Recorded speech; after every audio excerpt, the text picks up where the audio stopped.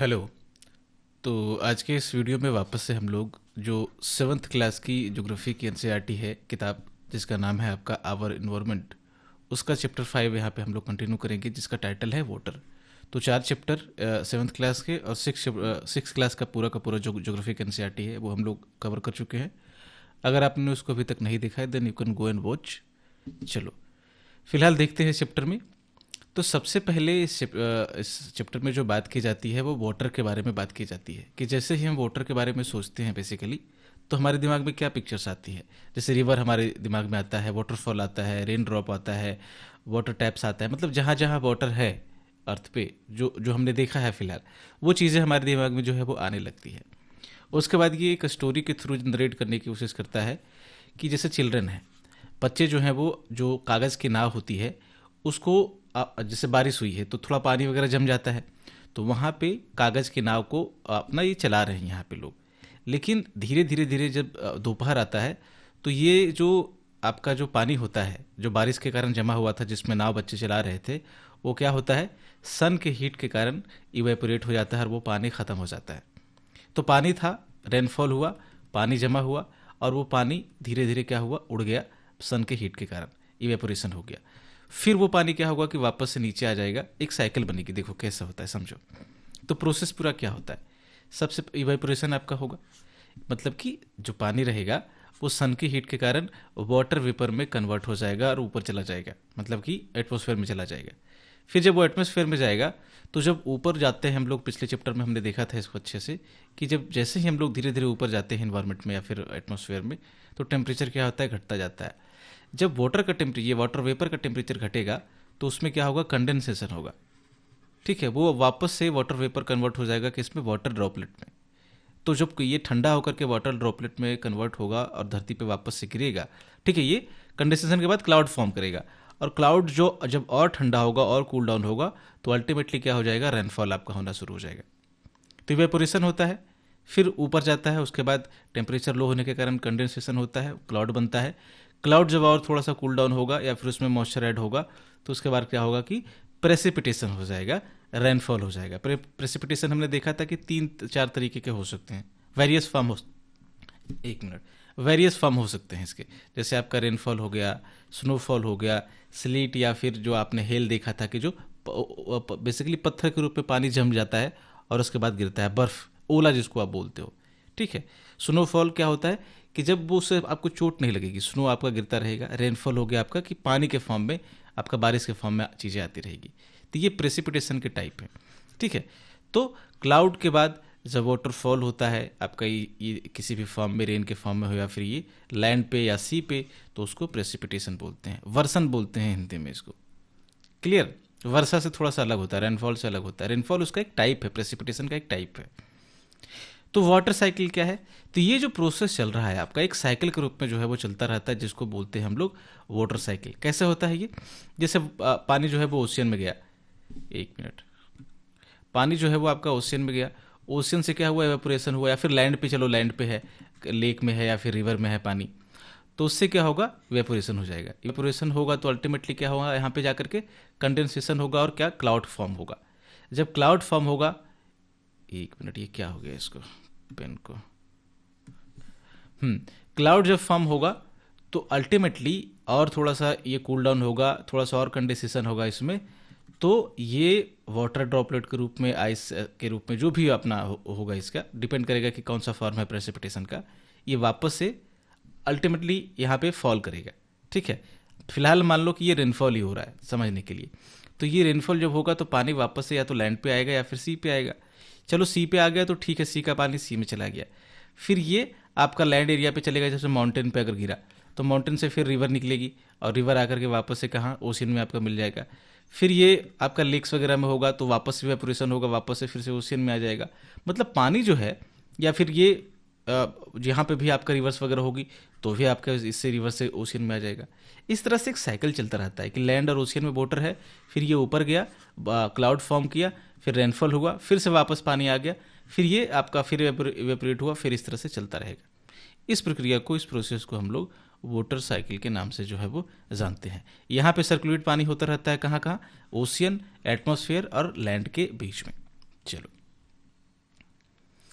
अब अर्थ को जो है एक एनालॉजी के रूप में आपको समझाया जा रहा है कि मान लो कि अर्थ जो है एक टेरारियम है। टेरारियम क्या होता है? एक जैसे जार होता है, आपने देखा होगा, ग्लास का एक जार है, बड़ा सा कांच का जार। उसमें एक आर्टिफिशियली अगर हम इकोसिस्टम जनरेट कर दें, उसमें थोड़ा सा पेड़ वगैरह लगा दें, मिट्टी विट्टी डाल करके, छोटे छोटे पौधे, तो उसको क्या बोलते हैं? टेरेरियम बोलते हैं। ठीक है, यानी कि एक छोटा सा इकोसिस्टम शो करने के लिए बेसिकली। तो अर्थ क्या है? एक इसी तरीके का टेरेरियम है, एक आर्टिफिशियल, मतलब कि अगर इसको मान लें, इसमें टेरेरियम में क्या होता है, आप खुद से भी बना सकते हो। जैसे एक जार लो आप कांच का, जो ट्रांसपेरेंट हो थोड़ा, उसमें 1/4 क्या करो आप, मिट्टी डाल दो, सॉइल डाल दो, फिर थोड़ा सा ह्यूमस डालो उसमें, और कुछ स्मॉल प्लांट वगैरह जो है वो आप इसमें डाल दो, फिर इस पर वाटर स्प्रे कर दो, और जार को क्या करना है, आपको क्लोज कर देना है, तो बन गया आपका क्या? टेरेरियम। अब इसमें होता क्या है कि कैसे आपको अर्थ को रिजेंबल करेगा ये उसी तरीके से। ठीक है, तो इसमें देखो क्या, जब इसको आप बंद करोगे तो वाटर का एवापोरेशन होगा, जो लीव होगी प्लांट की उससे।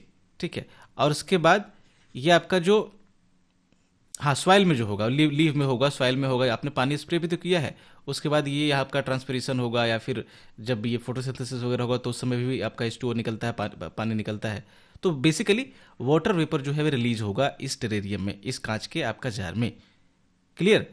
और वापस से जब ये निकलेगा तो ये धीरे धीरे वहाँ पे जम जाएगा, कंडेंसेशन होगा, और वापस से फिर से कहाँ पे? जार में वापस से ड्रॉप के रूप में, वाटर ड्रॉपलेट के रूप में जो है वो आ जाएगा वापस। तो एक तरह से वाटर साइकिल को क्या करता है, ये मिमिक करता है, रिजेंबल करता है, उसकी नकल करता है। ठीक है, तो इसी तरीके से अर्थ पे भी होता है। हमने देखा कि इवेपोरेट पानी होता है, इवेपोरेट होती है आपका, उसके बाद वापस से लौट करके नीचे चली आती है रेनफॉल के थ्रू। कहा जा रहा है कि ये जो सेम वाटर है वो सेंचुरीज, मतलब कि सदियों पहले तक यही वाटर एग्जिस्ट करती थी, आज भी यही वाटर जो है वो एग्जिस्ट करती है।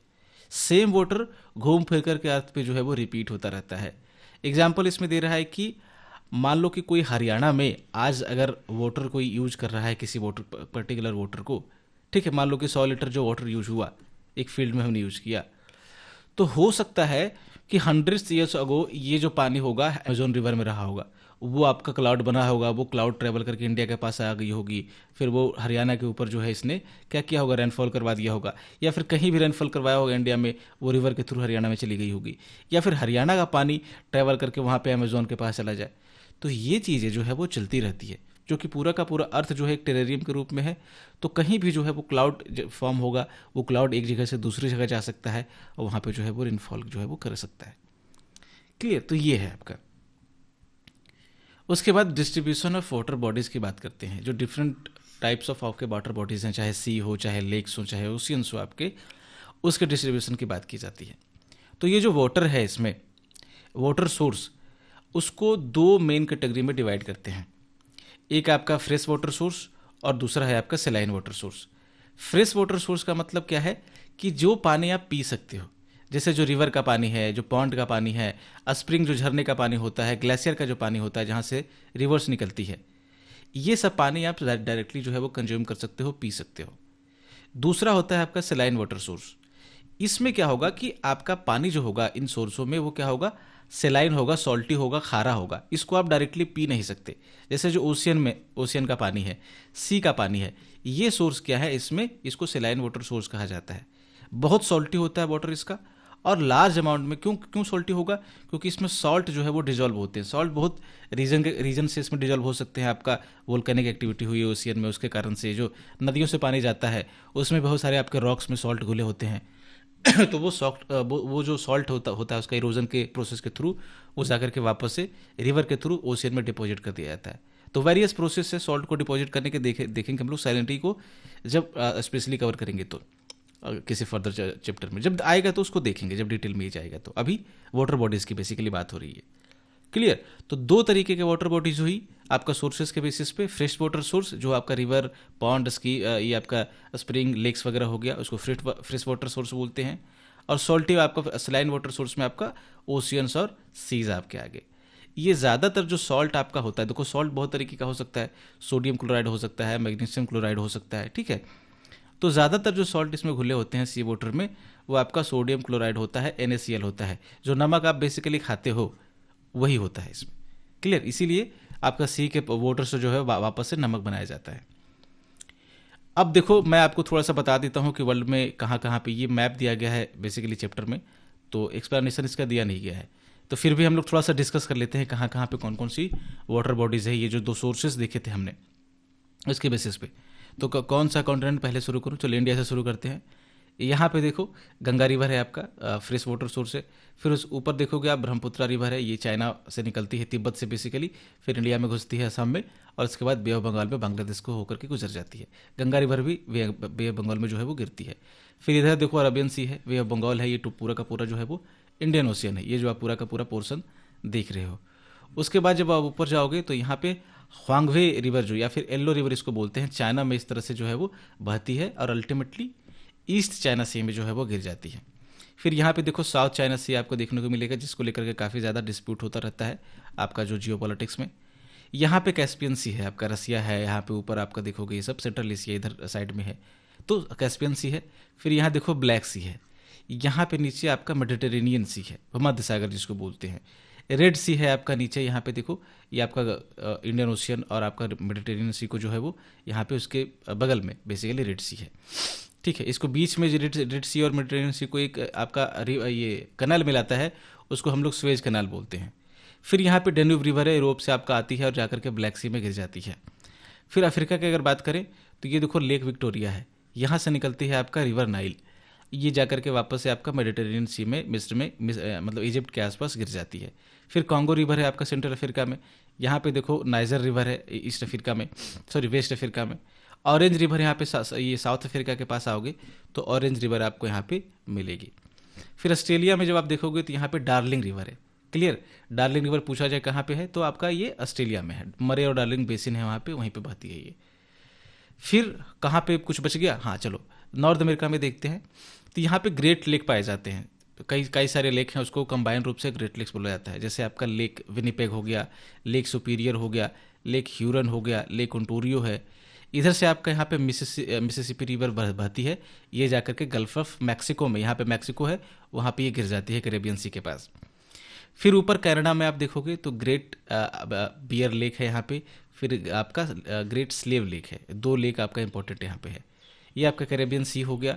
अमेजोन रिवर आपका साउथ अमेरिका में बहता है, जो ब्राज़ील वगैरह कंट्री है वहाँ से लेकर के वापस से ये अटलांटिक ओशियन में गिर जाता है। तो ओशियंस वगैरह हम लोग कवर कर चुके हैं, जैसे ये पूरा का पूरा अटलांटिक ओशियन है, ये आप देख रहे हो इधर पूरा ये पैसिफिक ओशियन है, ये आपका इंडियन ओशियन है, नीचे आपका सदर्न ओशियन है, ऊपर आपका क्या है आर्कटिक ओशियन है। तो ये सब इंपॉर्टेंट कुछ वाटर बॉडीज़ थे जो हमने देखे। चलो सैलिनिटी के बारे में थोड़ा सा फैक्ट देख लेते हैं। सैलिनिटी कहते किसको हैं? तो सैलिनिटी जो है वो साल्ट का अमाउंट है जो आपका पर 1000 ग्राम ऑफ वाटर में पाया जाएगा।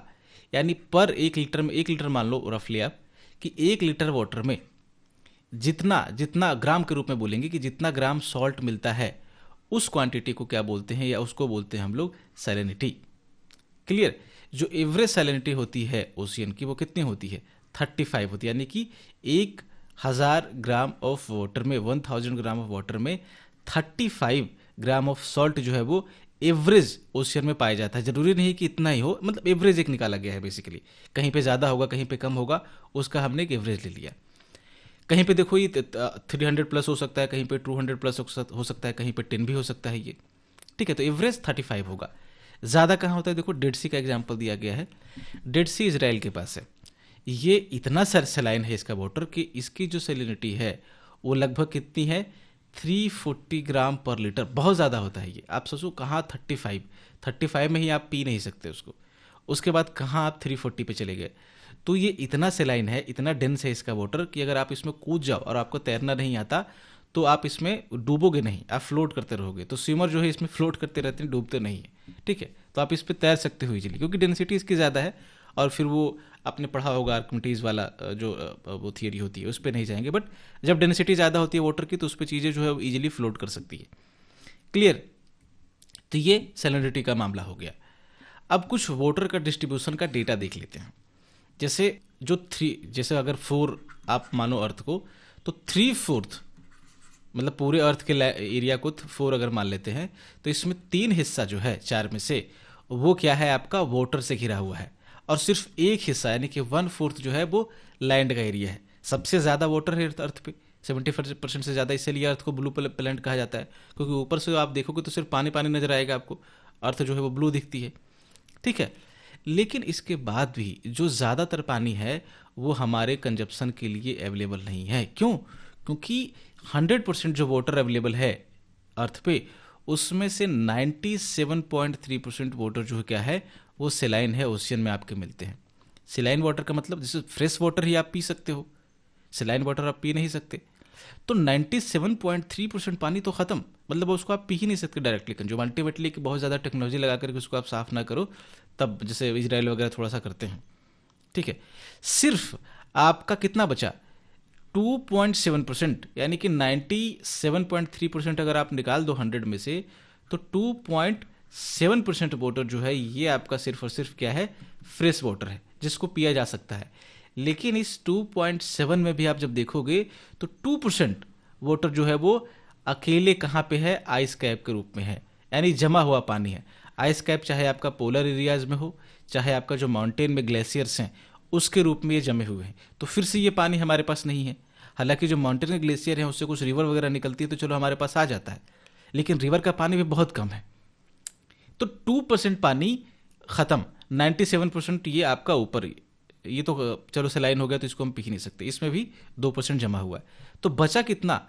सिर्फ 0.7% वाटर जो है 100% में से, वो आपका चाहे आप ग्राउंड वाटर ले लो, चाहे लेक्स वगैरह ले लो, चाहे आपका सी, इनलैंड सी कुछ कुछ होती है जैसे कैस्पियन सी वगैरह हो गया, आपका एटमॉस्फेयर में जो वाटर हो गया वाटर वेपर के रूप में, ह्यूमिडिटी के रूप में, या फिर रिवर के रूप में जो वाटर हो गया, ये सब किस में से आते हैं? ये सिर्फ और सिर्फ ये जो 0.7% आपका आया उसी का हिस्सा है। तो सोचो कितना कम पानी है। अर्थ पे ऐसे देखने के लिए डेटा अगर देखें तो बहुत पानी लगता है, लेकिन एक्चुअल में जो हमारे पीने के लिए जो अवेलेबल पानी है वो बहुत कम है, ठीक है। अगर आप थोड़ा सा इसको अरेंज करना चाहो बढ़ते और घटते आपका ऑर्डर में, तो आपका आइस कैप पे ज़्यादा है, ओशन में सबसे ज़्यादा है, फिर उससे काम आपका देखो ग्राउंड वाटर में। इवन कि आपका जो 0.7% ये आया, उसमें से 0.68% वो पानी भी कहाँ है, आपका ग्राउंड वाटर के रूप में है। और बाकी 0 पॉइंट, मतलब सोचो ना कि 0.02 हो गया ना, ये तो वो बच करके आपका सिर्फ बचा क्या, जो बाकी आपका लेक्स रिवर ये सब एटमॉस्फेयर में बहुत कम, ठीक है। तो और इतना ही पानी आप जो रेनफॉल वगैरह होता है तो लगता है कि कितना पानी है, ठीक है। हालांकि वो तो सी वगैरह से भी ऑपरेशन होकर आता है तो होता है, बट ये है मामला जो मोटा माटी। उससे कम आपका फ्रेश वाटर में 0.009%। फिर आपका इनलैंड सी और सॉल्ट लेक में देखोगे तो 0.009% ये भी है। फिर एटमॉस्फेयर में और कम है, और सबसे कम यहाँ पे रिवर में आपको देखो दिख रहा है, ठीक है। तो ये आपको डिस्ट्रीब्यूशन हो गया वाटर का, थोड़ा सा हमने डेटा देख लिया। इससे समझ में आया कि बहुत एक टाइनी परसेंटेज ऑफ वाटर, एक टाइनी अमाउंट ऑफ वाटर जो है वो अर्थ पे फ्रेश वाटर के रूप में है। इसीलिए ये चैप्टर आपको बोलता है कि सर्वाइवल के लिए वाटर चूंकि इंपॉर्टेंट है, तो और वाटर क्या है, बहुत कम है जो पीने वाला पानी है। तो वेस्ट अगर इसको किया जाए, सही से अगर इसको इस्तेमाल नहीं किया जाए, तो बहुत मेजर इश्यूज जो हैं वो क्रिएट हो सकते हैं। अभी हो भी रहे हैं कि कई कंट्री में पानी का बहुत शॉर्टेज होता है। इंडिया में भी आप देखोगे कि जो आपका नॉर्दर्न इंडिया में खास करके कि गर्मियों के सीज़न में, समर सीज़न में वाटर टेबल बहुत नीचे चला जाता है, तो पानी की बहुत जगह किल्लत हो जाती है, ठीक है। इस चीज़ को, ये वाटर को कंजर्व करने के लिए, अवेयरनेस फैलाने के लिए वर्ल्ड कम्युनिटी ने क्या किया कि 22 मार्च को ये मनाती है आपका वर्ल्ड वाटर डे, ठीक है, 22 मार्च को। चलो फिर ओशियन सर्कुलेशन की बात करते हैं। जो हम पॉन्ड पे देखते हैं, जैसे तालाब में जो पानी है, लेक्स में पानी है, वो आमतौर पे क्या होता है, थोड़ा सा स्थिर होता है, काम होता है, बहुत ज़्यादा उसमें मूवमेंट नहीं होता। लेकिन ओशियन का जो वाटर होता है, एक मिनट, ये पेन को क्या हो जाता है बार बार, हाँ, ओशियन का जो वाटर होता है वो क्या होता है, वो लगातार मूव करता रहता है। और इस मोमेंट के बेसिस पे इसको हम लोग 3 कैटेगरी में, 3 टाइप्स में बांटते हैं। फर्स्ट है आपका वेव, दूसरा है आपका टाइड, और तीसरा है आपका करंट। एक एक करके इसको चलो समझते हैं। वेव सबसे पहले देखते हैं, हिंदी में लहर जैसे जिसको आप बोलते हो, इस तरह से जो चीज़ें चलती है और यहाँ पे आपका जाकर के टकराएगी कोस्टल एरियाज में, ठीक है। तो जो वाटर है, सरफेस वाटर की बात हो रही है, ठीक है, इस चीज़ को आपको याद रखना है, क्योंकि टाइड में भी आपको यही राइज एंड फॉल की बात होगी, लेकिन वो पूरे ओशियन के वाटर की बात होगी। वेव में क्या है कि जो देखो, क्या ये आपका सी है, सी वाटर है ये। इस सी वाटर पे जब आपका विंड ऊपर से जब ब्लो करेगा, तो विंड क्या करता है, इसको पुश करता है। तो जब वाटर को पुश करेगा तो थोड़ा सा ये नीचे जाएगा, फिर चूंकि इसमें आपका फोर्स ऑफ बॉयंसी होता है, तो ये वापस से ऊपर आने की कोशिश करेगा, ठीक है। ऊपर भी एक तरह का फोर्स लगेगा वाटर के थ्रू, तो ये इस तरह का एक आपका वेव का मूवमेंट शुरू हो जाता है। आपका थोड़ा सा पानी उठेगा, फिर आपका फॉल करेगा, राइज और फॉल जो है वो अल्टरनेटिवली जो इसमें जो है वो होता रहेगा। तो इसको वेव बोलते हैं, लहर बोलते हैं। ये इस तरह से चलता रहेगा। रीजन क्या था इसके फॉर्म होने का? विंड। प्राइमरी रीजन ये होता है कि हवा जो चलती है उसके कारण से, उसमें जो पुश करती है हवा उसको, उसी से आपका वेव जो है वो फॉर्म होता है। जितनी ज़्यादा स्ट्रॉन्गर होगी आपका विंड, उतना तेजी से जो है वो उतना बड़ा वेव आपका फॉर्म होगा। जब स्ट्रॉम आपका चलता है, स्ट्रॉम किसको बोलते हैं? जो हाई स्पीड विंड होते हैं आपका, उसको स्ट्रॉम बोलते हैं। तो जब स्ट्रॉम वगैरह आएगा तो उसके कारण से ऑब्वियस सी बात है कि मैंने आपको बोला कि जितनी तेज विंड होगी उतना जो है वो बड़ा आपका वेव होगा। तो स्ट्रॉम ज़्यादा तेज और है, तो बहुत ह्यूज आपका जो साइज ऑफ वेव यहाँ पे क्रिएट होगा। और जब ये कोस्टल एरिया में जाकर के टकराएगी बहुत बड़ी बड़ी वेव, जैसे सुनामी भी एक क्या है? वेव है। तो वो जब जाकर के टकराती है बहुत ऊंची होती है, तो बहुत बड़े लेवल पे डिस्ट्रक्शन कर सकती है। जो आपका कोस्टल एरिया जो होता है, जो आपका कोस्ट के आसपास जो लोग रहते हैं उनको उनको वो तबाह कर सकती है। तो ये आपका वेव हो गया। टाइड क्या होते हैं? ये भी आपका राइज एंड फॉल होगा ओशियन वाटर में, लेकिन पूरा का पूरा ओशियन वाटर होगा। इसमें सिर्फ ऐसा नहीं कि सिर्फ सरफेस वाटर जो है वो राइज करेगा, एक पूरा का पूरा ओशियन का वाटर जो है वो आपका राइज एंड फॉल करता है। लेकिन इसका रीजन जो होता है वो क्या होता है? ये ग्रेविटेशन पुल होता है। किसके द्वारा? सन और मून के द्वारा। वेव में क्या डिफरेंस था कि वेव में जो राइज एंड फॉल हो रहा था वो ओशियन सरफेस वाटर का हो रहा था, ये जो हमने वेव की बात की, और वो रीजन उसका क्या था? विंड था। लेकिन टाइड जो है उसका रीजन आपका ग्रेविटेशन पुल होता है सन और मून का। सन और मून क्या करते हैं कि अर्थ पे जो वाटर होती है सी में, उसको अट्रैक्ट करते हैं, उसको खींचते हैं, पुल करते हैं उसको। उसके कारण से वाटर जो है वो आपका राइज करता है। जब एक कहीं वाटर राइज करेगा तो कहीं ना कहीं वो वाटर क्या होगा? थोड़ा सा फॉल भी करेगा। तो जिसके कारण से जो है वो टाइड आता है। और ये टाइड दो तरीके का बनता है। जहां पे आपका वाटर सबसे ज्यादा राइज करता है, ये देखो जैसे बल्ज हो गया, ये यहाँ पे राइज हुआ बहुत ज़्यादा, तो ये टाइड क्रिएट हुआ, इसको बोलते हैं हम लोग हाई टाइड। क्लियर? और जहाँ पे ये जो बल्ज क्रिएट होकर के यहाँ पे इधर उधर बल्ज क्रिएट हो गया, थोड़ा सा उठ गया वाटर, तो इसको हमने हाई टाइड बोल दिया। और जहाँ पे पानी नीचे गया, इसको बोलते हैं हम लोग लो टाइड। क्लियर? तो दो तरीके का यहाँ पे टाइड होता है इसकी ऊंचाई के बेसिस पे। ये आपका हाई टाइड और लो टाइड में इसको हम लोग डिवाइड करते हैं। तो हाई टाइड भाई देखो यहाँ पे भी बोल रहा है कि जो हाईएस्ट लेवल होता है वाटर का जब टाइड आता है, तो ये आपका हाईएस्ट लेवल है, ये आपका हाई टाइड हो गया। और जो लोएस्ट लेवल होता है, ये जैसे लोएस्ट लेवल है, तो इसको हम लोग लो आपका टाइड बोलते हैं। ठीक है? लो टाइड में आप देखोगे कि पानी जो है वो आपका कोस्टल जो शोर होता है उससे पीछे आपका खिंच जाता है। हाई में आपका क्या होगा कि थोड़ा सा चढ़ाएगा पानी, है ना?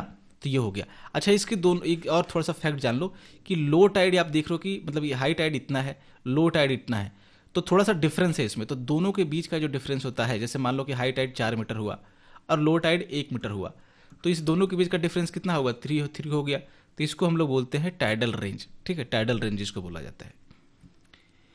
अब टाइड जो है उसको जो सन और अर्थ और मून की जो पोजीशन है, ठीक है, ग्रेविटेशन पुल के कारण आता है जो सन और मून है आपका। तो इसकी जो पोजीशन होती है, उस पोजीशन के बेसिस पे जब डिफरेंट पोजीशन में आपका सन और मून होता है, उसके कारण से डिफरेंट काइंड ऑफ टाइड्स आपके आते हैं। तो इसको ओवरऑल दो कैटेगरी में रखते हैं। एक आपका होता है स्प्रिंग टाइड और दूसरा होता है आपका नीप टाइड। क्या होता है? चलो देखो इसको। स्प्रिंग टाइड क्या होता है कि जब सन और मून एक लाइन में आपका होते हैं, या तो दोनों एक तरफ हो, ये देखो जैसे सन है, आपका मून है और अर्थ है, एक सीध में है, बिल्कुल एक लाइन में है। यहाँ पे भी देखो सन है, फिर अर्थ है, आपका मून है। ये कब पोजीशन होती है? ये दो आपका डेट को होगा। ये पोजीशन आपका होगा, ये न्यू मून को होगा, अमावस्या को, और ये आपका होगा फुल मून को, पूर्णिमा की रात जिसको आप बोलते हो। ठीक है? तो इसमें बस इतना ध्यान रखना है कि सन, मून और अर्थ जो है वो एक सीध में होते हैं।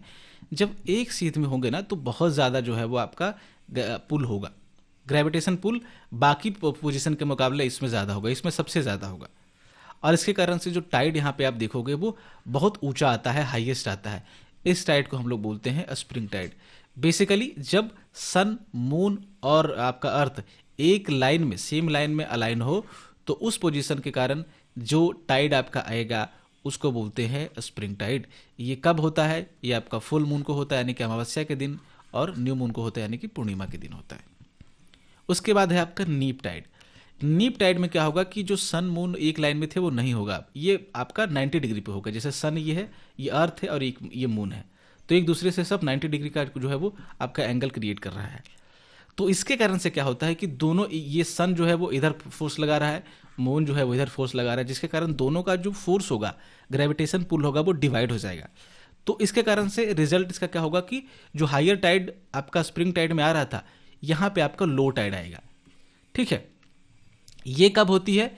ये आपका फर्स्ट फेज और last quarter, sorry first quarter और लास्ट क्वार्टर ऑफ मून में होता है। देखो मून का क्वार्टर होता है, क्वार्टर का मतलब 1/4। मून जो आपका अर्थ के अराउंड देखो ये घूम रहा है, तो टोटल घूमने में इसको 29 डेज के जो है वो अराउंड लगते हैं। यानी कि इसको अगर 4 भाग में डिवाइड करो तो 7 डेज के अराउंड में एक क्वार्टर होगा इसका। क्लियर? तो जैसे ये न्यू मून है, अमावस्या का दिन हुआ, तो न्यू मून के बाद 7 डेज के बाद आपका फर्स्ट क्वार्टर होता है। यानी कि वीक 1 में अगर न्यू मून हुआ तो वीक 2 में आपका फर्स्ट क्वार्टर इसको बोलते हैं। फिर आपका वीक 3 में यानी कि सेकेंड क्वार्टर में क्या होगा कि फुल मून होगा, पूर्णिमा का दिन। इसमें आपको जो मून है आपको फुल पूरी तरह से आपको अर्थ पे दिखाई पड़ेगा, लाइट वगैरह यहाँ पे पूरा होगा। फिर आपका एक क्वार्टर के बाद आपका थर्ड क्वार्टर, यानी कि थर्ड क्वार्टर होगा। ठीक है, लास्ट क्वार्टर इसको बोलते हैं। फिर इसके बाद आपका एक तरह से फोर्थ क्वार्टर बोल लो या पहला क्वार्टर बोल लो, जो भी बोल लो, यानी कि वापस से फिर आप न्यू मून पे आ गए। ठीक है, तो ये आपका फर्स्ट क्वार्टर बोल लो, कुछ भी बोल लो, इसको न्यू मून है हो गया बेसिकली। इसके बाद फिर से यहाँ पे क्वार्टर शुरू होगा, फिर यहाँ पे फर्स्ट होगा, फिर सेकंड होगा, सेकंड पे जाकर के आपका फुल मून हो जाएगा। तो ये जो आपका क्वार्टर चल रहा है इसको क्वार्टर ऑफ मून बोलते हैं। 7 डेज सबके डिस्टेंस का बीच को जो होगा लगभग 7 डेज का होगा। तो आप 15 दिन में देखते होगे कि जैसे ही आपका न्यू मून होता है उसके जस्ट 15 डेज के बाद आपको फुल मून देखने को मिलेगा। फिर फुल मून के 15 डेज के बाद आपको देखने को मिलेगा न्यू मून। तो क्यों? क्योंकि ये अर्थ के अराउंड जो है रोटेट करते रहती है और ये क्वार्टर इसका 7 डेज का होता है, टोटल आपका 29 डेज का होता है। तो इतना आपको ध्यान रखना है कि जब अर्थ सन और ये आपका मून एक लाइन में आपका होगा तो उसके कारण जो टाइड आता है उसको स्प्रिंग टाइड बोलते हैं। और ये आपका जब 90 डिग्री पे होगा, डायगनली मतलब जो अपोजिट डायरेक्शन में होगा, तो उसके कारण जो टाइड आता है उसको आपको बोलते हैं नीप टाइड। क्लियर? चलो, ये टाइमिंग हमने देख ली थी कि वो आपका न्यू मून और फुल मून को हो रहा था स्प्रिंग टाइड। ये आपका फर्स्ट और लास्ट क्वार्टर में होता है। फर्स्ट क्वार्टर आपका ये रहा और लास्ट क्वार्टर आपका ये रहा, इस पोजीशन में देखो। ठीक है, ये सन है आपका, ये आपका मून है, तो ऐसे में 90 डिग्री बनेगा, इधर भी रहेगा तो ये आपका 90 डिग्री बनेगा। ठीक है, चलो अब टाइड का क्या इंपॉर्टेंस है देखो। तो सबसे पहले आपका नेविगेशन में काफ़ी काम आता है। जैसे जो हाई टाइड होती है तो वो क्या करती है, वाटर के लेवल को इंक्रीज कर देती है शोर के आसपास। तो जब आपका शिप वगैरह जा रही होती है हार्बर पे लगने के लिए, तो जैसे ये शोर है, यहाँ पे शिप जा रही है, तो ये क्या करेगी, थोड़ा सा एक्स्ट्रा पुश देती है आपका शिप को, मतलब थोड़ा सा आसानी से जा करके ये भी हार्बर पे चला जाएगा। तो नेविगेशन में काफ़ी ज़्यादा ये फायदेमंद होता है। फिशिंग में फ़ायदेमंद होता है। जो फिश है, जैसे ये टाइड वगैरह आती है तो उसके कारण से जो मछलियाँ हैं वो भी क्या होता है, ये शोर के जो है नज़दीक जो है आ जाती है हाई टाइड के कारण, जिसके कारण से जो आपके वहाँ पे फिशरमैन होते हैं उसको कैच करने में थोड़ा सा आसानी होता है। ठीक है, पानी के साथ मछलियाँ चली गई बेसिकली। आप देखते होंगे कि जब बहुत ज़्यादा तेज़ी से शोर पे पानी आता है, बहुत ऊपर तक चढ़ाता है, तो जब वापस जाता है तो कुछ यहाँ पे मछलियाँ छूट जाती है। ठीक है, वीडियो वगैरह भी आप देखते होंगे यूट्यूब वगैरह पे। फिर एनर्जी इससे आप जनरेट कर सकते हो, यानी कि जो टाइड है उससे इलेक्ट्रिसिटी भी आप जनरेट कर सकते हो टाइडल एनर्जी के थ्रू। बहुत सारे तरीके हैं इसको जनरेट करने के, टरबाइन वगैरह आप घुमा सकते हो। कुछ यहाँ पे पानी वानी बांध करके, जैसे पानी इधर चढ़ा तो आपने इसको रोक लिया वापस से, तो जब रोकोगे और एक नैरो पैसेज से इसको पास होने दोगे, वहाँ पर टरबाइन लगा दो तो ये टरबाइन घूमेगा, इलेक्ट्रिसिटी आप जनरेट कर सकते हो। तो नेविगेशन में इसका यूज होता है, आपका फिशिंग में और एनर्जी में जो है वो काफ़ी ज़्यादा ये हेल्प करता है क्या, टाइड्स। तो ये इसका इंपॉर्टेंस है। अब देखते हैं ओशियन करंट को। तो ओशियन करंट क्या होता है, जैसे रिवर में पानी मूव करती है ना जमीन पे, कि बहुत तेजी से पानी यहाँ पे मूव कर रही है, उसी तरीके से ओशियन में एक रिवर की तरह पानी मूव करती है। यानी कि एक कहीं एक हिस्सा होगा पानी का जो तेजी से मूव कर रहा होगा, बहुत लंबे, मतलब कि एक डायरेक्शन में मूव कर रहा होगा किसी खास डायरेक्शन में, और बहुत बड़े डिस्टेंस तक ये मूव करता है, थाउजेंड्स ऑफ किलोमीटर तक मूव करता है। तो ये जो इस तरह से स्ट्रीम की तरह बेसिकली फ्लो हो रही है आपका ओशियन वाटर, उसको ओशियन करंट के नाम से जानते हैं। बेसिकली रिवर की तरह ये फ्लो करेगी ओशियन में ही। ओशियन का वाटर एक डायरेक्शन में बहुत ज़्यादा हिस्सा पानी का एक तरफ मूव करता रहेगा। ठीक है, ये ओशियन के सरफेस पे मूव करता है, थोड़ा सा ये डीप पे भी हो सकता है, डिपेंड करेगा कि कहाँ पे है ये। चलो, तो 2 तरीके का आपका ओशियन का वो आप ओशियन करंट को डिवाइड करते हैं। पहला होता है आपका वार्म ओशियन करंट और दूसरा होता है आपका कोल्ड ओशियन करंट।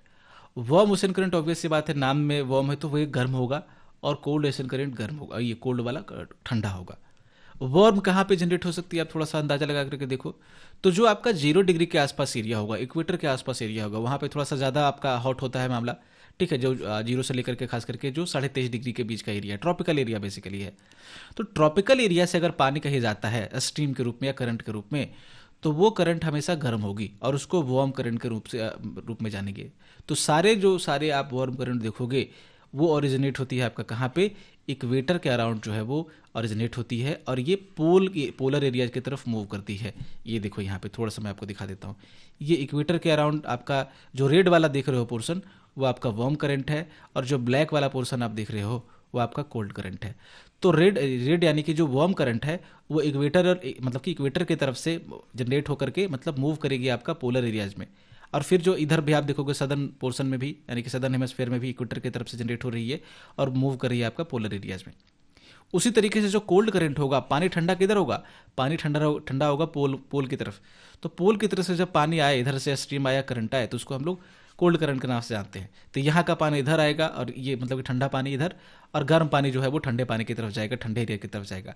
तो एक तरह से टेम्परेचर का डिस्ट्रीब्यूशन जो है वो करता है आपका कौन, ओशियन करंट। ठीक है, फिलहाल पहले इस चीज़ को समझ लो थोड़ा सा और। तो ये वार्म करंट हो गया। एग्जाम्पल के रूप में गल्फ स्ट्रीम देखते हैं, अभी कहाँ पे गल्फ स्ट्रीम है, ये देखो आपका गल्फ स्ट्रीम है। ठीक है, अभी चलो बता ही देता हूँ, देखेंगे अभी थोड़ा सा वापस आकर के।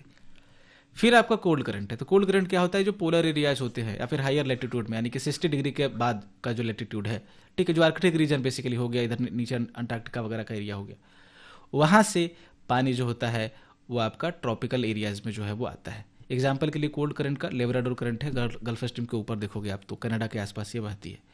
थोड़ा सा देख लेते हैं ओशियन करंट कौन कौन से हैं। चलो देखो, आपका वार्म और कोल्ड मैंने आपको बता दिया। तो जितने सारे आपको रेड मार्क में दिख रहे होंगे वो सब क्या है, वार्म करंट है। तो कौन कौन सी वार्म करंट है, सबसे पहले थोड़ा सा अटलांटिक का देखते हैं। तो अटलांटिक में देखोगे तो इधर गल्फ स्ट्रीम है, ये आपका गल्फ ऑफ मैक्सिको, ये आपका जो नॉर्दर्न अमेरिका है उसके इधर ईस्ट वाले आपका कोस्ट पे बहता है। तो ये गल्फ हो गया, ये गल्फ स्ट्रीम हो गया, मतलब गर्म करंट। उसके बाद जब गल्फ स्ट्रीम थोड़ा आगे बढ़ेगी तो उसको हम लोग नॉर्थ अटलांटिक ड्रिफ्ट के नाम से जानते हैं। तो ये भी जो है आपका गल्फ का, अभी ये गर्म करंट है। ठीक है, ये आपका नॉर्वे वॉर्वे के आसपास जो है वो बहता है, उत्तर नॉर्थर्न यूरोप जो है आपका उधर। फिर आप ऊपर से देखोगे तो इधर से एक करंट आ रही है, तो मतलब इधर से आ रही है जो पोलर एरिया से, तो ऑब्वियस सी बात है यहाँ का पानी ठंडा होगा, तो ये कोल्ड करंट होगी। ये करंट है आपकी लेब्राडोर करंट। क्लियर। फिर आप देखोगे कि ये जब वार्म करंट आपका ऊपर ऊपर जाएगा तो यहाँ पे जाते जाते ये जो ठंडा हो जाता है, तो ठंडा होने के बाद ये पानी वापस से इधर आकर के जो है वो बहना शुरू कर देगा। यहाँ पे देखोगे कि ये कोल्ड करंट आ रही है, तो इसको हम लोग कैनरी करंट बोलते हैं। क्लियर। जितने सारे आपके वेस्टर्न मार्जिन होंगे किसके, कॉन्टिनेंट के, उस पर आप देखना कि ये कोल्ड करंट बहेगा। जैसे यहाँ पे कैनरी करंट है, यहाँ पे आप देखोगे कैलिफोर्निया करंट है यहाँ पे। ठीक है, तो ये कोल्ड करंट वहाँ पे बहता है, इसलिए यहाँ पे डेजर्ट वगैरह भी आपको मिलेगा। ठीक है, वो चीज़ें बाद में शुरू देखेंगे हम लोग। ठीक है, तो आपका यहाँ पे कैनरी करंट हो गया, लेब्राडोर करंट हो गया, यहाँ पे दोनों ठंडी होगी। फिर नॉर्थ अटलांटिक ड्रिफ्ट और गल्फ स्ट्रीम, ये दोनों आपका गर्म हो गया। फिर ये यहाँ पे इक्वेटोरियल रीजन में आपका इक्वेटोरियल करंट बहता है, तो ऊपर आपका 0 डिग्री से ऊपर नॉर्थ इक्वेटोरियल करंट होगा, और 0 डिग्री से नीचे आपका यहाँ पे एक साउथ इक्वेटोरियल करंट भी आपका होता है, या फिर काउंटर इक्वेटोरियल करंट इसको बोलते हैं।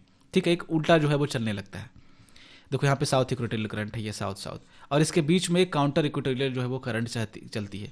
क्लियर। मतलब कि जैसे पानी बहुत ज़्यादा पाइलअप हो जाएगा यहाँ पे दोनों जाकर के, इधर दोनों डायरेक्शन में बहेगी, तो उसके कारण से एक यहाँ पे पानी उल्टे दिशा में बहेगा, तो उसको काउंटर इक्वेटोरियल करंट बोलते हैं। ठीक है, चलो जो मेजर करंट है उसको देख लेते हैं। अटलांटिक का हमने ऊपर वाला देख लिया, नॉर्थ अटलांटिक का। नीचे आप आओगे तो यहाँ पे ब्राज़ील के पास ब्राजीलियन करंट बहती है। फिर क्योंकि ऊपर से आ रही है तो वार्म होगी ये, और ये आपका जाकर के एक इसका एक्सटेंशन है ब्राजीलियन करंट का, वेस्ट विंड ड्रिफ्ट इसको बोलते हैं। जैसे यहाँ पे नॉर्थ अटलांटिक ड्रिफ्ट है जो गल्फ स्ट्रीम से बनती है, उसी तरीके से ब्राजीलियन करंट का आपका वेस्ट विंड ड्रिफ्ट हो जाएगा। फिर ये वापस से इधर से ठंडा हो जाएगा पानी, फिर इधर जाएगी आपका वेस्टर्न रीजन में अफ्रीका के, तो यहाँ पे बेंगुला करंट के नाम से ये बहती है। फिर नीचे देखोगे कि इधर से पानी यहाँ पे जो साउदर्न अमेरिका है उसके कोस्ट पे फॉकलैंड करंट, यहाँ पे एक ठंडी करंट है। फिर ये आपका अटलांटिक का हो गया। पैसिफिक का देख लेते हैं। तो पैसिफिक में आप देखो कि यहाँ पे अलास्का करंट बहती है जो गर्म है, उसके नीचे यहाँ पे कैलिफोर्निया करंट है जो ठंडी है। यहाँ पे नॉर्थ इक्वेटोरियल करंट आपका सब में होगा, सारे ओशियन में। फिर यहाँ पे नॉर्दर्न पैसिफिक ड्रिफ्ट आपका है। ठीक है, ये आपका यहाँ पे हो गया। ये किसकी है, ये जो किरोसियो करंट है पैसिफिक में। पैसिफिक देखो इधर से जुड़ा हुआ है, इसको हमने कट कर दिया है। अर्थ क्या होता है, गोल होता है, तो ये दोनों पोर्शन जो है वो यहाँ पे जुड़ा हुआ रहता है। जब आप ग्लोब पे देखोगे तो आपको ज़्यादा क्लियर होगा। ठीक है, तो यहाँ पे क्यूरोसिवो जब जाती है तो ये आगे जाकर के बन जाती है आपका नॉर्थ पैसिफिक ड्रिफ्ट। ठीक है, फिर ऊपर से आती है आपका ओयोसिवो। ओयोसिबो और क्यूरोसिबो आपका जापान के आसपास दोनों यहाँ पे मिलता है। फिर और पैसिफिक में कोई कुछ बच गया?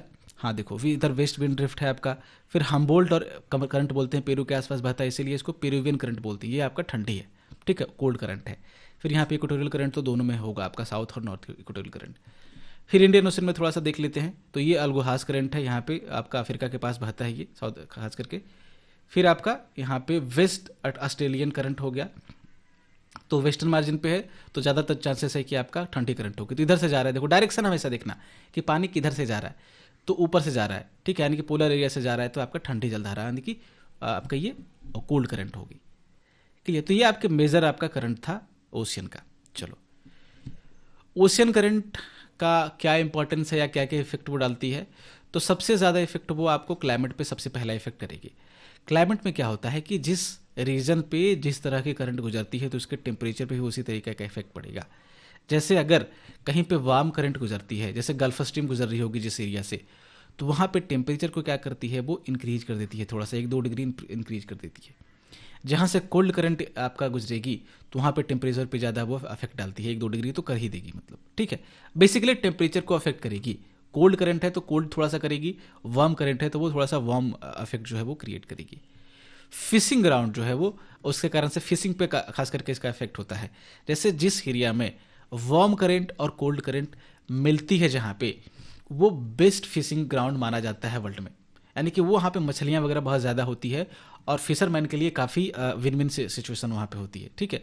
उसका रीज़न होता है प्लैंक्टन्स वगैरह ऊपर आते हैं, मतलब वहाँ पे रिच फिशिंग ग्राउंड होगा, बेसिकली इतना आप समझ लो। कहाँ कहाँ पे मूव देखो मिल रही थी आपका, एक मिनट इसको मैं थोड़ा सा इरेज कर दूँ। देखो, जैसे ये आपका लेब्राडोर करंट है, ऊपर से आ रही है, ये आपका ठंडा है यानी कि कोल्ड करंट है, और ये आपका गल्फ स्ट्रीम है।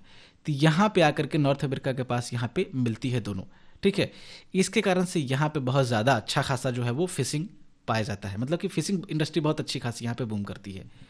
फिर यहाँ पे आप देखोगे जापान के पास इधर से ऊपर से ओयोसिबो करंट आ रही है, इधर से क्यूरोसिबो करंट आ रही है, यहाँ पे जो है आपका मिलता है, तो यहाँ पे भी बहुत रिच फिश इंडस्ट्री जो है आपका होती है। क्लियर? चलो, तो ये दो आपका रीज़न है, और भी बहुत सारे रीज़न है। चलो, ये दो मैंने एग्जांपल के रूप में आपको समझा दिया कि जापान के पास यहाँ पे मिलता है और नॉर्दर्न अमेरिका के पास जो मिलता है कोस्ट पे, उसके कारण से नॉर्दर्न अमेरिका के पास गल्फ स्ट्रीम और लेब्राडोर मिलती है और जापान के पास ओयोसिबो और क्यूरोसिबो मिलती है। चलो, इसके अलावा ये कुछ प्रॉब्लम भी क्रिएट करती है, जैसे नेविगेशन हजार्ड क्रिएट कर सकती है। नेविगेशन हजार्ड का मतलब कि जो शिप वगैरह चलेंगे उसके लिए प्रॉब्लम क्रिएट करेगी। कैसे होता है ये? जो देखो, मैंने बोला कि वार्म और कोल्ड करंट जहाँ पे मिलते हैं तो फिशिंग के लिए तो वो काफ़ी अच्छी है, लेकिन क्या है कि वहाँ पे दोनों करंट जब मिलती है वार्म और कोल्ड, तो उससे काफ़ी ज़्यादा फॉग क्रिएट होता है। और फॉग की जैसे आपको कोहरा जब लग जाता है ठंड में, आप देखते होगे, तो आप क्या गाड़ियाँ चला पाओगे अच्छे से? नहीं, क्योंकि आपको दिखेगा ही नहीं कि 100 मीटर के बाद क्या चीज़ें हैं। तो उसी कंडीशन, वही कंडीशन आपका सी में भी हो जाता है। तो फॉगी जब कंडीशन होगी तो नेविगेशन यहाँ पे थोड़ी सी डिफिकल्ट हो जाती है, जहाज वगैरह आपस में टकरा सकते हैं, पता नहीं चलेगा एक दूसरे को, ठीक है। तो नेविगेशन में प्रॉब्लम क्रिएट कर सकती है। बाकी आपका क्लाइमेट और फिशिंग के लिए तो चलो ठीक है, क्लाइमेट पे इफेक्ट डालती है, ये हमने देख लिया। फिर यहाँ पे एक सुनामी का कॉन्सेप्ट है, वो थोड़ा सा देख लेते हैं, चैप्टर में डिस्कस किया गया है। सुनामी क्या होता है? जब जो आपका सी में बहुत बड़ी बड़ी जो है आपका वेव आए, तो जब बहुत ऊंची वेव, तो उसको सुनाओ बहुत तेज़ भी हो, स्पीड उसकी ज़्यादा होती है, तो उसको सुनामी के नाम, मतलब सुनामी एक आया था 2004 में, उसके कारण से ये आपका कहा गया। सुनामी एक जैपनीज वर्ड है, इसका मतलब होता है हार्बर वेव, यानी कि वैसी वेव जो हार्बर से टकराती है। तो ये बहुत ऊंची वेव थी जिसको जापान ने नाम दिया था सुनामी, तो उसके बाद से ये बिल्कुल फेमस हो गया, ठीक है, ये नाम। ये रीज़न क्या होता है सुनामी आने का? क्या रीज़न होता है कि उतनी ऊंची ऊंची जो वेव्स है, ऊंची ऊंची लहरें हैं जो आपका उठती है? कितनी ऊंची होती है? हाइट देख लो इसका, यूजुअली आपका 15 मीटर तक होता है। 15 मीटर का ही मतलब हो गया आपका लगभग 45 फीट के अराउंड। तो 45 फीट आप सोच लो कितना होगा। हम लोग 1-1.5 मीटर के अराउंड होते हैं, 2 मीटर मैक्सिमम ह्यूमन जो होता है, ठीक है। तो उससे भी आपका लगभग 7-8 गुना, तो आप तो डूब ही जाओगे ना। उसके अलावा ये तो नॉर्मल रेंज है इसकी। ये ज़्यादातर जो लार्जेस्ट इसका अभी तक मेजर किया गया है वो 150 मीटर तक होता है। 1 फीट लगभग एकदम लगेगा कि कोई पहाड़ आ रहा है पानी का, ठीक है। तो ये आसपास के पूरे एरियाज को है वो सबमर्ज कर सकता है। इसके अलावा जो इसकी स्पीड होती है ये 700 किलोमीटर पर आवर तक हो सकती है। समझ रहे हो? मतलब 700 किलोमीटर पर आवर, आप सोचो कि कितना तेज होगा वो। तो जब इतनी तेज गति से पानी टकराएगी आपका कोस्टल एरियाज पे और इतना ऊंचा होगा, तो कितने बड़े लेवल पे जो है वो डिस्ट्रक्शन कर सकती है। 2004 में सबसे फेमस जो है वो सुनामी आई थी, और इसने बहुत बड़े लेवल पे डैमेज किया था पूरे वर्ल्ड में जहाँ जहाँ पे इसका जो है इफेक्ट हुआ था। तो इंडिया में भी ये आपका जो खास करके ईस्टर्न रीजन था उसमें आपका टकराई थी। और ये इंदिरा पॉइंट जो है आपका अंडमान निकोबार में, इंदिरा पॉइंट आपका जो सबसे सदर्न मोस्ट आपका पॉइंट है इंडिया का, लैंड एरिया का, जो आपका अंडमान निकोबार में मिलता है, वो सब यहाँ पे सबमर्ज हो गया था। ठीक है, तो ये इसका रीज़न क्या होता है जनरेट होने का? अर्थक्वेक, अगर जैसे आप बहुत ज़्यादा नीचे कोई एनर्जी प्रोड्यूस हो अर्थ में अर्थक्वेक के कारण, तो उसके बाद ये बहुत ऊंची ऊंची जो आपका वेव जो है वो क्रिएट हो सकती है आपका सी में। वोल्केनिक इरप्शन हो उसके कारण से भी ये क्रिएट हो सकता है। 1 मिनट। उसके बाद आपका जो लैंडस्लाइड होता है अंडर वाटर ओशियन में आपका सी में, तो उसके कारण से आपका सुनामी जो है वो क्रिएट हो सकता है। ठीक है, ये आपका फिगर है आपका, जैसे जो तमिलनाडु कोस्ट पे जब सुनामी टकराई थी तो उसके कारण जो यहाँ पे नुकसान हुआ था, डिस्ट्रक्शन हुआ था, उसका एक थोड़ा सा एक फिगर दिया गया है। चलो, चैप्टर लगभग खत्म हो गया है, तो कंक्लूड कर लेते हैं क्या क्या देखा हमने चैप्टर में। तो सबसे पहले आपने इसमें देखा कि जो वाटर है कोई स्टैटिक रिसोर्स नहीं है, एक डायनामिक है। वो साइकिल हमने देखा ना कि कैसे ये ऊपर नीचे जो है वो इवेपोरेशन होता है फिर वापस से आ जाता है। ठीक है, तो ये वाटर साइकिल पूरा का पूरा जो है वो चलता रहता है। और जो वाटर जो है आज हमें मिलता है वही वाटर पहले भी थी, वही उसका साइकिल चल करके ये वाटर रिन्यू होता रहता है, रेनफॉल होता है, क्लाउड बनता है, वापस से सी में आता है। तो वही जो सेंचुरीज अगो आपका वाटर था वही वाटर आज भी है, और वही सेंचुरीज के बाद भी जो है वाटर रहेगी। उसके बाद एक पैराडॉक्स जो है वो आपका ये डिस्कस करता है। पैराडॉक्स क्या है कि पानी हमारे पास जम करके है, 3/4 वो अर्थ पे जो है वो वाटर है, लेकिन उसके बाद भी हमारे पास पीने का पानी जो है वो ड्रिंकिंग वाटर है वो बिल्कुल नहीं है, लगभग 3% से भी कम है। और उसमें भी ज़्यादातर आपका आइस कैप के रूप में है, पोलर रीजन में जमे हुए, या फिर माउंटेन में ग्लेशियर के रूप में है। उसके बाद ये चैप्टर ये भी बताता है कि ओशियन में काफ़ी पावरफुल वाटर के मूवमेंट होते रहते हैं। जो 3 मूवमेंट हमने देखे, वेव आपका देखा, टाइड देखा और करंट देखा। और ये भी बताता है कि कैसे आपका जो सेलेस्टियल बॉडीज है, जो आपका स्पेस में पाई जाने वाली आपका बॉडी, जैसे सन हो गया, आपका मून हो गया, ये क्या करती है आपके वाटर के मूवमेंट को अफेक्ट करती है, टाइड जैसे टाइड वगैरह जो क्रिएट होती है। तो this was it for today. Thanks for watching.